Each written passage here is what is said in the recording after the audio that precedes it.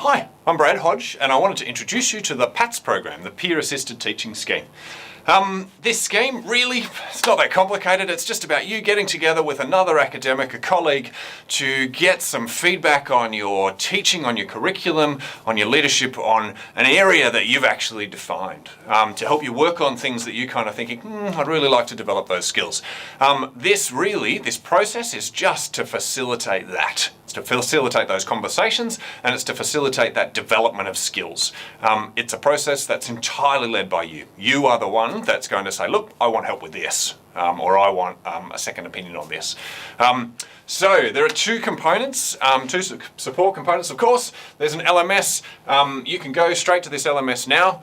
And you will find it draws you through the process of how to enroll. So getting started on your LMS, it'll draw you through, the steps of what's happening. And then there's an enrollment survey. You've just got to fill in that quick form. You need to find yourself an advisor, or find out who your advisor is if it's someone that's been allocated to you. So make sure you've got that secured, because you'll need to know that. That's kind of important.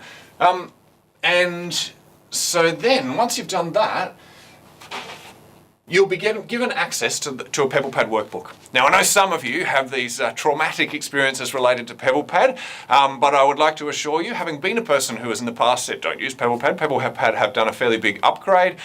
It is really intuitive and simple to use. And certainly as an end user, the workbook that we've set up is really simple. It'll step you through the process of working with your advisor, and we hope it'll actually make it easier for you. So it's not like, the old system. But of course, you're not going to believe me until you've done it. So feel free to give me some feedback if it's otherwise. I'll give you a quick show through the workbook. This is the workbook. Basically there are, we've tried to keep it as simple and clean as possible. This is about you working with your advisor.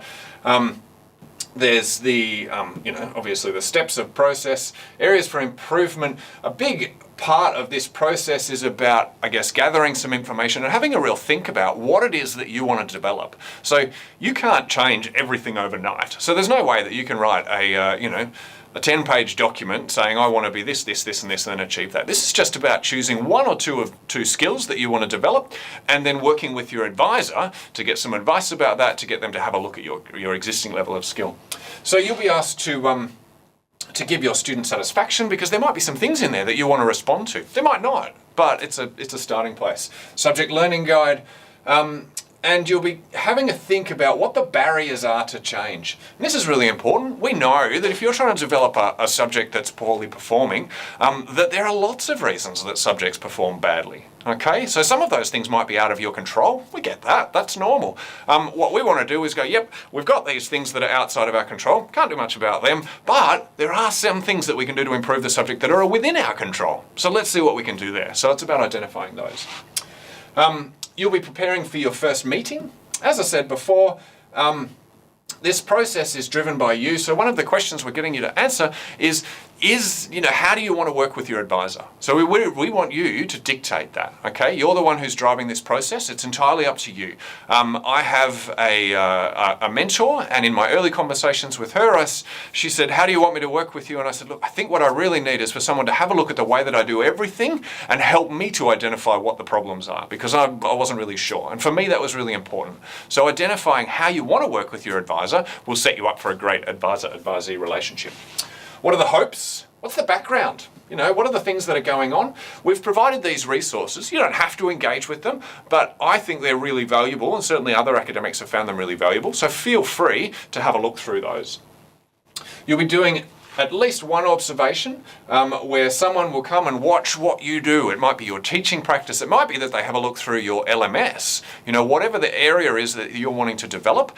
And there's a form for each of those that your advisor will fill in to give you some feedback on how you're going. What are the things that you're doing well? What are the things that you could improve on? There'll be another meeting. Now, the purpose of this meeting, is to reflect on that observation and then to create a bit of a plan.